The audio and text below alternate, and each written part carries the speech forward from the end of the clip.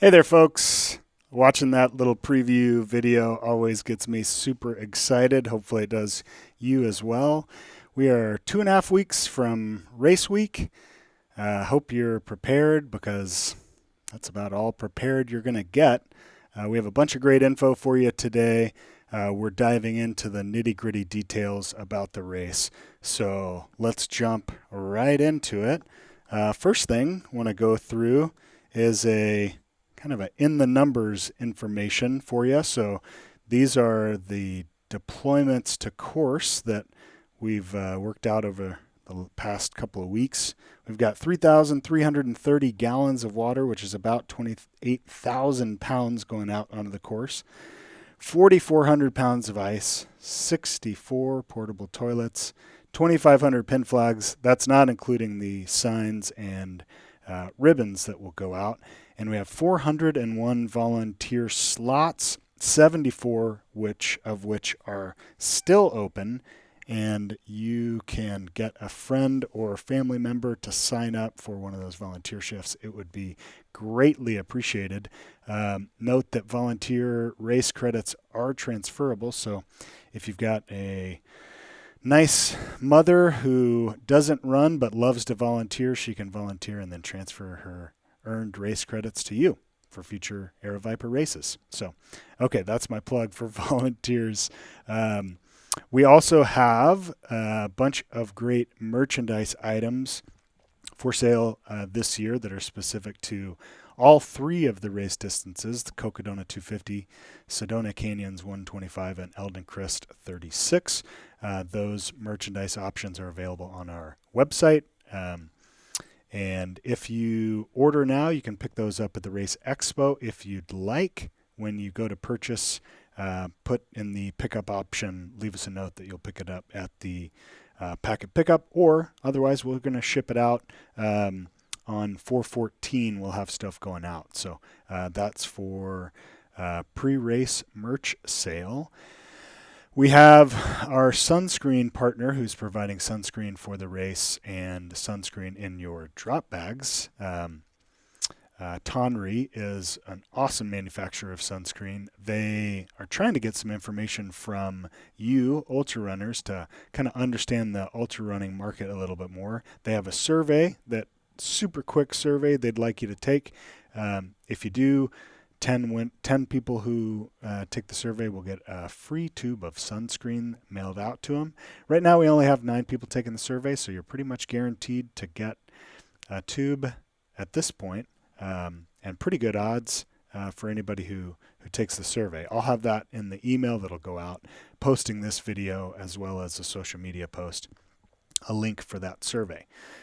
Okay, shuttle tickets for all 3 distances for the races are on sale. Those are pre-race shuttles for Cocodona 250. So it's a shuttle from Flagstaff to the start line on Sunday afternoon. We also have a shuttle from the Phoenix Sky Harbor Airport to the start line of the Cocodona 250, also on Sunday before race day. We've got a Flagstaff to Jerome shuttle on Tuesday, the day before the Sedona Canyons start, and we have a shuttle from Flagstaff parking area to the start line of the Eldon Crest 36 the morning of the race. And then after the race, we have some shuttles every day going back Thursday, Friday, Saturday from the finish line area to the start line parking area. So a bunch of great shuttle options. All of those ticket sales end on April 17th. So please go on to the runner guide has a link to purchase those shuttle tickets, as well as you can just go into the merchandise, the shop section of our website. That's a tab at the top of the website to purchase those shuttle tickets. After the 17th, we will not have shuttle tickets for sale any longer. Speaking of shuttles, so the Sedona Canyons 125 pre-race shuttle takes you from the parking area in Flagstaff to the start line area in Jerome. So the start line is about a mile and a half from downtown Jerome. That shuttle from Flagstaff will drop you off at the start line, not in downtown Jerome, but at the start line. It's going to get you there about 5:30 at night. That's enough time to go through the check-in process, drop off your drop bags, watch the non-mandatory but highly recommended race briefing with yours truly and a question and answer session after. And then we can, if you would like, take you from Jerome start line, the Sedona Canyons 125 start line, into Jerome and drop you off at your hotel on Tuesday night after that race briefing. And then we can also bring you back in the morning at 5 a.m. We'll pick you up at your hotel and drop you off at the start, so you'll have time to go through the start process and get on the route. If you would like to take advantage of that little shuttle around Jerome from the start line to the hotel and from the hotel to the start line, send me an email. You don't have to pay for the shuttle. We just want to know who you are, where you're staying, and what your cell phone number is. So shoot me an email with that information and we'll get you on the list. Eldon Crest packet pickup on Thursday, May the 4th. Location has been determined. It's at Run Flagstaff, which is a great little running store in Flagstaff. You can go through the packet pickup items there at Run Flagstaff, drop off your drop bag for Walnut Canyon, and then stay and that's open from 4 until 8. 8 o'clock we'll have a non-mandatory runner briefing and question and answer session. So thanks Run Flagstaff for hosting us for that packet pickup for Eldon Crest. That information is in the new runner guide that is just posted. The parking area in Flagstaff has been identified. It's the parking lot to the northwest of the corner of Cherry Street and Beaver Avenue in Flagstaff, right near the finish line. You can purchase parking passes in advance. Those go to the city of Flagstaff. There's instructions on that in the new runner guide that is posted to the website. This parking lot in Flagstaff is also the shuttle pickup location for those going pre-race from the parking area in Flagstaff to one of the start lines. The post-race Cocodona 250 shuttle will pick up from the finish line there at Heritage Square. Okay, we talked about drop bags for a little bit, but I want to put a little reminder in your head that please come to the race with your drop bags clearly labeled. White duct tape is a great use for labeling. So again, please clearly label with the bib number and the location that the drop bag is going. So like dead horse, dead is a great word for that drop bag. Or deer pass, deer pass is not a drop bag location, like Sedona. So yeah, bib number and location it's going to. Please clearly label those. Also, when you come to packet pickup, bring any shoes you would like to donate to Soles for Souls. We'll be taking shoe donations for lightly worn shoes. And you've probably gone through quite a few in the training for this race. A reminder that Spring Energy will be sold at packet pickup on Saturday at the race office here in Phoenix for all 3 distances. That's on Saturday before race week, and then for the 250 distance at the start line on Sunday. We'll have at both those locations Spring Energy for sale at a discounted price. Super happy to partner with Spring. They make some really great products. We talked about them before, but we not only have a packet pickup location for Eldon Crest 36-mile race, but we also have partnered with Run Flagstaff, which is also Run Sedona. They have 2 stores very close to the route in Flagstaff, very close to the route in Sedona, and they've made a pretty cool offer. They will deliver to an aid station if you give them enough heads up. So during the race, if you have poles that break or shoes that need to be replaced or a light that goes out or whatever, they've got a full stock of all the gear that you might need in the race. The contact information for those stores is in the new version of the Runner Packet. You can also just look it up on maps or on the web. Run Sedona and Run Flagstaff. They will deliver to an aid station for you. So yeah, pretty cool. Thanks, Run Flagstaff, for doing that for the runners.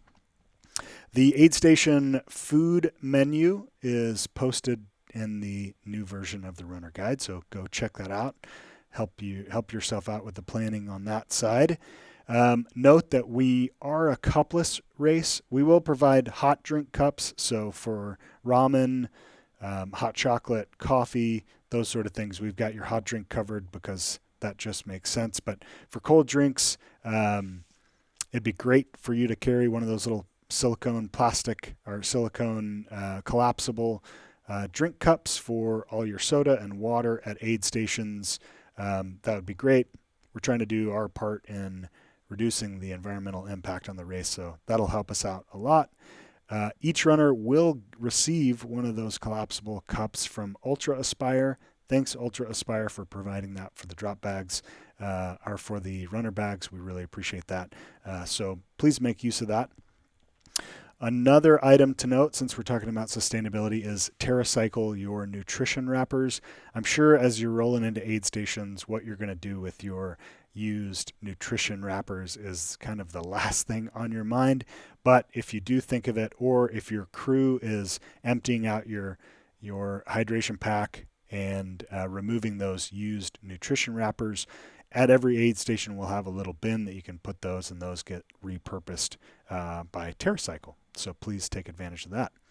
An item to note for for one of the early sleep stations for the Cocodona 250, the Friendly Pines aid station has limited parking. So that's one of the it's the second stop that your crew can see you at. After Crown King, you're going to have a long stretch before you can see crew. First place that you'll see them is Friendly Pines. That is a pretty small parking area for crews, so please have your crew arrive no more than 30 minutes prior. That information is in the crew area and crew driving directions of the runner guide. But just a heads up, the sleeping station at Friendly Pines is going to be, well, it's going to be kind of like a hostel. It's a big house that we have with lots of bunk rooms, so bring earplugs. Okay. Spot devices. So both the Cocodona 250 distance and the Sedona Canyons 125 distance will have spot trackers where your family, friends, and crew can watch your location as you progress along the course. Those spots in the past, the runners had to drop them off at Dead Horse Ranch aid station to have them reset. We no longer have to do that. So that's great. They'll last for the entire race. We have some really exciting news for the Fane Ranch aid station. So Satisfy Running, who makes running apparel, really awesome running apparel, as I might say, is taking on bringing you a amazing plush aid station at Fane Ranch.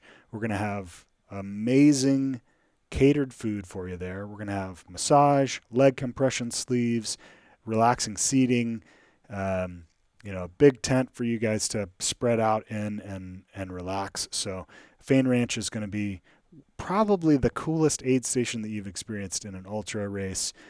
So thanks a lot, Satisfy Running, for providing that for the runners. We're really excited to have you on board. Okay, this really is for a reminder for the shorter distances for the 125-mile distance and the 36-mile distance. You know, if you come across somebody in the woods and they're just laying on the ground and they look like they might be dead, in a normal circumstance, you might want to try to wake them up or see if they're okay. In a race like this, we don't want to wake them up. You don't want to shine your light at them. You don't want to ask them if they're okay. They're taking a trail nap. So especially the shorter distances, please let those Cocodona 250 runners grab that 10, 20, 30-minute trail nap. Don't wake them up. And speaking of the shorter distances, Eldon Crest, we had to move the first water station from mile 6.2 to mile 9.3. It's really just an access issue. The access for that first location is flooded out. There's a lot of water on the course, so we had to move that first water station to mile 9.3 for the Eldon Crest runners. We have had some Cocodona 250 runners and Sedona Canyon 125 runners ask if those Eldon Crest 2 water stations in Flagstaff will be available for everyone on the course. And the answer is yes and no. Those 2 water stations for Eldon Crest are going to be set up just before the first Eldon Crest runners go through, and it will be taken down right after. So if you just happen to pass through the Flagstaff area on Friday as the Eldon Crest runners are going through, then yes, you can absolutely have access to that water and gnarly product, but I wouldn't plan on it because that's a shorter window than most people will be passing through. Okay, so let's get into the main event of this info session. And a lot of what we're going to be talking about is water. There's a lot of water out on the course right now. This year's been a wet year for the West. So let's switch over and talk about that water. So up on the Coconino Plateau, we do have a decent amount of snow. Eldon Crest, there's quite a bit of snow up there still. But let's first talk about water crossings. So the Agua Fria River is your first water crossing. It's at mile 2. I've got 2 slides here pulled up. One is the 1-year water level at the Agua Fria River crossing, and then the second is the 30-day look at that water crossing. So as you can see on the screenshot on the left, we are approaching about the same water level as we had last year at Agua Fria. It's a little bit higher, but not that much higher. So, it'll be just under knee deep for most of you. So no problem at the Agua Fria mile 2. That's going to be a nice little first get your feet wet, so to speak, for the Cocodona 250 race. The second thing I want to talk about is the section from Cottonwood Creek, which is mile 11, to Lane Mountain Aid Station, which is mile 33. So there is a lot of water out on the course. We did a training run on April 1st. There were 8 water crossings where people couldn't easily avoid getting their feet wet. So there's definitely flowing water out there. So we recommend that you carry a filter. There are quite a few runners from that April 1st training run that had filters that also had 4 liters of water. They ran out of water and they used water from their filter, and they were glad they had it. Quite a few runners that had 4 liters and they didn't have a filter and they wished they had. So don't think that 4 liters is going to 100% for sure get you through with all the water that you would ever want in that section. From mile 11 to 33, a filter is going to be great to have for you.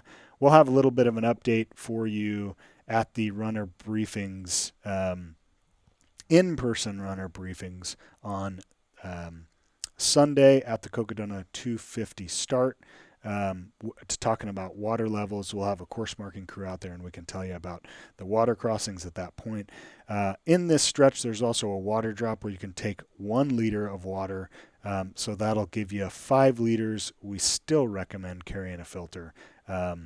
So yeah, I can't hit it over the head enough. We are going to require the 4-liter fill up at Cottonwood Creek, so you have to leave the start line with the ability to carry 4 liters. You don't have to have that 4 liters filled from the start line.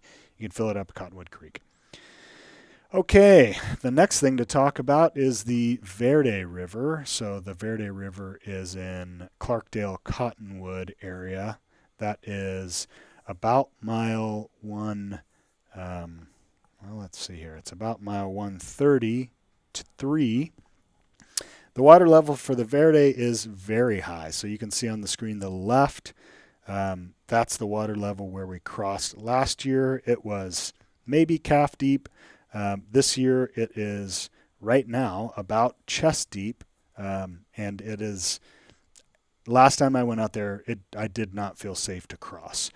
So we, unless that changed, we were going to have to reroute, which wouldn't have been a big reroute, but there was a fire at Tuzigoot National Park, so we've had to reroute anyways. So I've got the screen pulled up. This is the reroute. This is posted in the public version of the Cocodona 250 and the Sedona Canyons 125 course. Both of those courses come down off Jerome, go through Clarkdale, cross over Tuzigoot Road right here, and then right before we used to cross the Verde River right here, it was a nice little respite for runners to cross through that cold water before they hit over into Tuzigoot and then on to Dead Horse Ranch State Park. So not only is the Verde River too high to cross right now and probably will not come down in time for the race, but there was a fire in Tuzigoot National Monument. All the trails through Tuzigoot, which are a constriction choke point for us, are closed. So we're going to have to go jump onto Broadway, which turns into Main, going into Cottonwood, and then jump onto the jail trail in Cottonwood. One thing I want to make both the Cocodona 250 and the Sedona Canyons 125 runners aware of, in Cottonwood, there are a couple of crosswalks that we've got to go across. Please wait until it's safe for traffic, when there's no traffic, to cross at those 2 crosswalks as we go through Cottonwood. Not our ideal scenario for how you're routed through, but it's actually pretty cool to see this like old town area of Cottonwood. That's a cool little part of the course that we didn't get to see before. And then we'll jump over on the jail trail, jump up on the bridge, cross over on the bridge, and into Dead Horse. That does add just a little bit of mileage. I think it added about a mile to the course, maybe a little bit less than a mile. So that is a change that is live and will be the final course for Cocodona and Sedona Canyons. But let's talk about the next water crossing now. Well, first, this was the Verde River last year. As you can see, not very deep. It was a really nice crossing, but no more this year because, trust me, it does not look like that right now. Okay, let's talk about the next water crossing, which is Oak Creek in Sedona. So water levels right now at Oak Creek are very high. The screenshot on the left is the 1-year view. Shows where water level was last year at race time, all the way on the left, which is just above 2 feet. Right now it is just about 5 feet. That doesn't necessarily correlate to 5 feet deep, but it is probably crossable, but very scary. And I don't know that I would want to send anybody across it, especially not at night. The screenshot on the right shows the current water level fluctuating. This is pretty interesting, actually. Daytime and nighttime. The highest time is at nighttime because there's a lag for the water hitting the creek from the snowmelt up on top of the rim. Anyways, it does look like that curve is starting to come down. So maybe, just maybe, we'll be able to cross Oak Creek. But if I had to guess right now, I would say we're not going to cross Oak Creek. This is the water crossing last year. This was that, on the left. The far left shows the blue line where the water level was. That was last year with the hand line. This is this year so far. A picture from a runner out on the course Aaron sent us. Really not crossable, so it's quite a bit difference in flow from the 2 years in water level. So if I had to guess right now, we will be taking an alternate route in Sedona. So let's talk about that route. Again, this is a contingency route. We're going to make the final decision based on water level on 4/28, and we will let you know at that point what we're going to do and send out the final course file. This alternate route only adds half a mile, which is good, and it actually adds in some pretty sweet single track. So what we would do, this new course comes around the northwest side of the airport in Sedona, jumps onto 89 on the sidewalk, and then goes to Posse Grounds Park. The alternate would have us turning around at Posse Grounds Park, coming back out to 89, running on the sidewalk on 89, going through a couple of roundabouts in Sedona, and then jumping onto Schnebly Hill Road. So just up the road at Schnebly Hill, there's a single track, so we would jump on a single track and get to go on all this awesome single track, go around the merry-go-round, and yeah, you guys are going to love this single track if we do go through this area. So, we do lose the Oak Creek crossing, we do lose the Midgley Bridge, but still an awesome route, doesn't add really much mileage at all. It takes you all the way up to the water station that'll be at the top of Schnebly Hill. So that is our contingency plan. I would say please be ready for wet feet this year, not just on the first section, but also up on the Coconino Plateau. So after you climb up out of Sedona, probably going to have some sections with some wet feet. So highly recommend, if ever there was a year to carry a water filter, this year would be the year. The runner guide has been updated, and the new version is on the website, so go check that out. There is a section right up at the top of the runner guide that summarizes the major changes that have happened in the runner guide. There are always a few minor changes that happen that aren't summarized in that update section, but that's live now. The next video you're going to be seeing with me is the pre-race video, so you can watch that at your leisure before you run the race, or you can just come to the runner briefing on Sunday at the start of the Cocodona 250, on Tuesday night at the start line of the Sedona Canyons 125, or on Thursday night at the Run Flagstaff packet pickup location for the Eldon Crest 36.